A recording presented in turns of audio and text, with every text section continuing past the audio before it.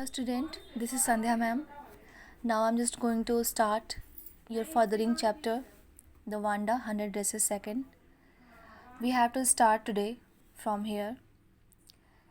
Yesterday we have taught each paragraph and from today we will start from here. Okay? So let's start.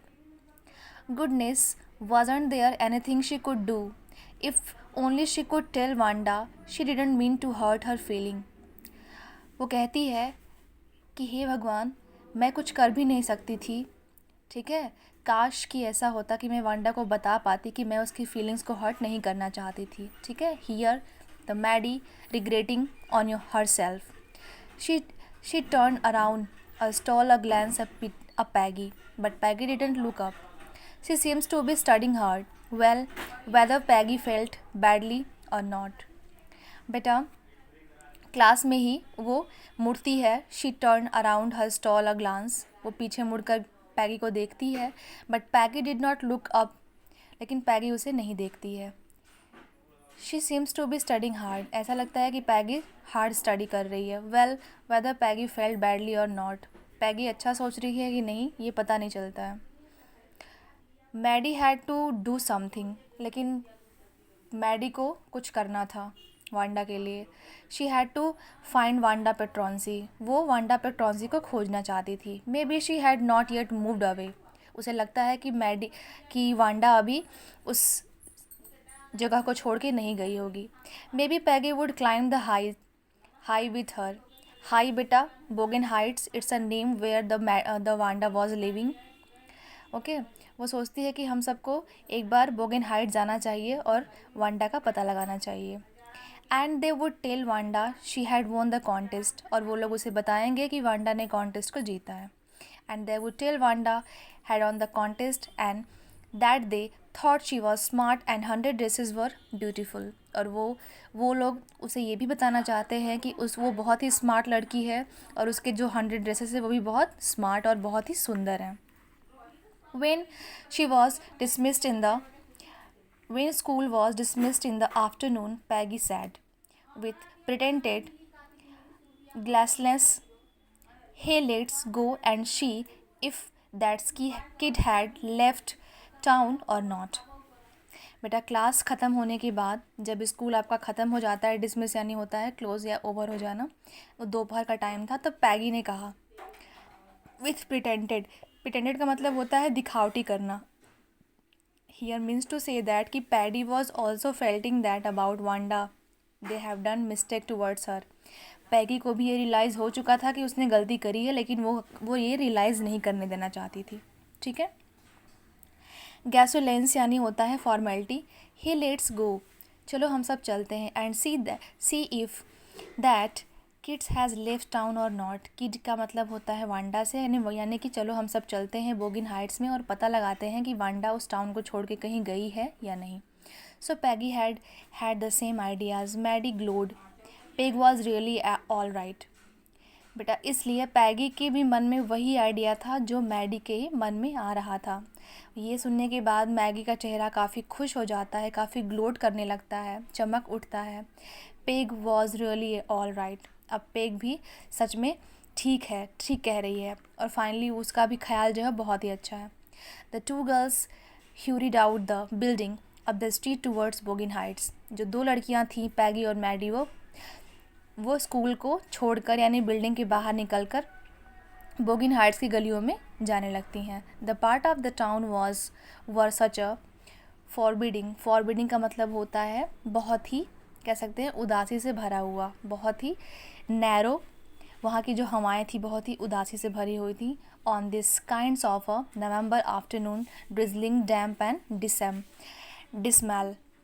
ठीक है, drizzling यानी होता है हल्की हल्की बूंदाबांदी. नवंबर के दोपहर का टाइम था, हल्की हल्की झींसी पड़ रही थी और आसपास का जो वातावरण था वो काफ़ी भीगा हुआ था, काफ़ी कह सकते हैं कि उदासी से भरा हुआ था, ठीक है, सैडी माहौल था वहाँ का. वेल एट लीस्ट सेड पैगी ग्रफली. बेटा, ग्रफली का मतलब होता है बहुत ही सैडनेस के साथ वो कहती है. चलो, एटलीस्ट सैड पैगी ने कहा कि चलो अब हम I never did call her a foreigner.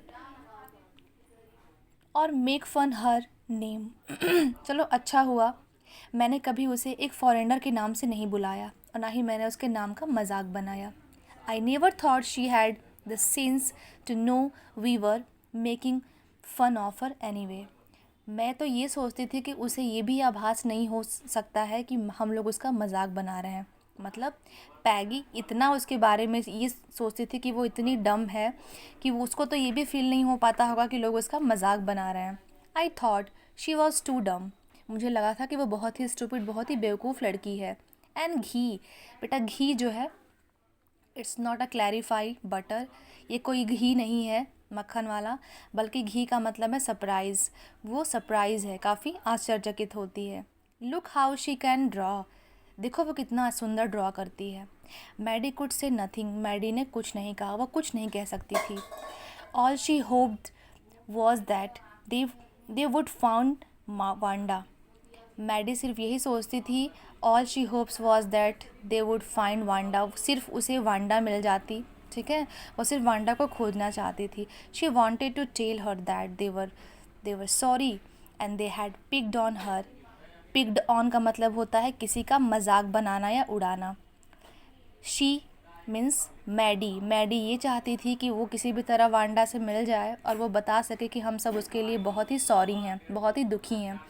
जो कुछ भी उसका मजाक बनाया गया, हम सब उसके लिए सॉरी बोलना चाहते हैं। And how wonderful the whole school thought she was. और हम सब ये बताना चाहते हैं कि वांडा के बारे में पूरा का पूरा स्कूल बहुत ही अच्छा सोचने लगा है अब। एंड प्लीज्ड, और सब लोग खुश भी हैं। Not to move away and everybody would be nice. तुम्हें कहीं जाने की ज़रूरत नहीं है, सब कोई तुम्हारे लिए अच्छा हो गया है, सब कोई बदल चुका है। She and Peggy would fight anybody who was not nice. यानी कि वो लोग कह रही हैं कि अगर वांडा हम लोग को मिल जाए तो हम लोग उसको ये बताएंगे कि अब हम सब उसके लिए किसी से भी लड़ सकते हैं। यानी कि कोई भी उसकी बुराई करेगा या कुछ भी गलत करेगा तो हम सब उसके लिए खड़े हैं और लड़ाई के लिए तैयार हैं। The two girls hurried on. They hoped to get to the top of the hill before dark. बेटा रात होने के पहले दो लड़कियां मैडी और पैगी बहुत ही जल्दी जल्दी में बोगन हाइट्स की तरफ जाती हैं। उनका ये रहता है प्लान कि रात होने के पहले हम सब वहाँ पे पहुँच जाएं, उस हिल पे पहुँच जाएं जहाँ पे वांडा पेट्रोंसी रहती है। I think that's the where the Petronski live. मुझे लग रहा है कि यहाँ पे पैगी बोल रही है, मुझे ऐसा लगता है, सॉरी मैडी बोल रही है, मुझे ऐसा लगता है कि ये वही जगह है जहाँ पे वांडा पेट्रोंसी रहती है, said Maddie. Pointing to a little white house. एक वाइट हाउस को पॉइंट यानी कि इंडिकेटिंग करते हुए वो लोग वहाँ जाते हैं। wisp of old grass stuck the her and there along the pathway like thin kitten. बेटा यहाँ पे वाइप्स ऑफ का मतलब होता है घास के छोटे छोटे पौधे। Old grasses stuck up here, ऐसे मतलब बैठे हुए हैं ज़मीन पर कि ऐसा लगता है जैसे कि वो छोटी छोटी बिल्लियाँ बैठी हों। ठीक है। And the house and its स्फर यानी होता है ज़मीनें। जो जगह जगह पे छोटी छोटी ज़मीनें थी, वहाँ का जो आंगन था बहुत ही शैबी और क्लीन था। शैबी का मतलब होता है बहुत ही बुरी कंडीशन में था लेकिन साफ़ सुथरा था। It reminded many of Wanda's one dress. जो वो घर था वो ये याद दिला रहा था कि वांडा की जो ब्लू कलर की फेड ड्रेस थी वो भी शैबी और क्लीन रहा करती थी। शैबी का मतलब होता है बुरी कंडीशन में, ठीक है, बुरी कंडीशन में भी लेकिन साफ़ सुथरी। तो वो जो टाउन था, वो जो एरिया था, वो भी कुछ वैसा ही प्रतीत हो रहा था। Her faded blue cotton dress shabby and clean. उसकी ब्लू ड्रेस की तरह जो कि शैबी थी लेकिन क्लीन थी। There was not a sign of life. यहाँ पे किसी भी इंसान का कोई साइन, कोई कह सकते हैं कि सिम्टम्स नहीं दिख रहा है, कोई निशान ही नहीं है उस एरिया में। अबाउट द हाउस, उस घर के आसपास। Peggy knocked formally on the door. Peggy ने एक घर में जाकर वहाँ की डोर को नॉक किया, खटखटाया, but there was no answer. लेकिन वहाँ से कोई भी आंसर नहीं आया। She and Maddie went around to back yard and knocked there. Peggy और मैडी फिर से आंगन में जाते हैं, दरवाजे को नॉक करते हैं। Still there was no answer. लेकिन फिर भी वहाँ से कोई आवाज़ें नहीं आती हैं।